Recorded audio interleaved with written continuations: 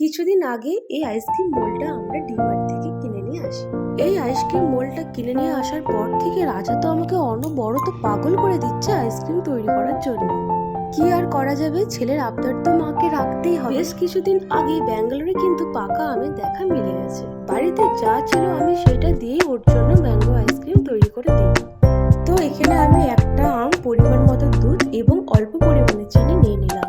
তারপর দেখো একটা মিহি পেস্ট তৈরি করে নিলাম। আম খেতে আমরা কম বেশি সবাই ভালোবাসি। গ্রীষ্মকালে এই কমাসি আমের দেখা পাওয়া যায়। ভয়েসটা এখনই অ্যাড করছি, বাট ভিডিওটা কিছুদিন আগে। এরপর পরিমাণ মতো আমের পেস্ট ওই আইসক্রিম মোল্ডের ভেতরে ঢেলে দিই। 5 থেকে 6 ঘন্টা ফ্রিজে রাখলেই আমার তৈরি হয়ে যাবে ম্যাঙ্গো আইসক্রিম। এইভাবে খুব সহজেই ঘরে থাকা সামান্য উপকরণ দিয়ে ম্যাঙ্গো আইসক্রিম তৈরি করে নিলাম। 5 থেকে 6 ঘন্টা পর আইসক্রিম ফ্রিজ থেকে বার করে নিলাম।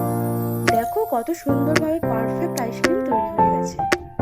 রাজাকেও একটা দিয়ে দিলাম আর আমি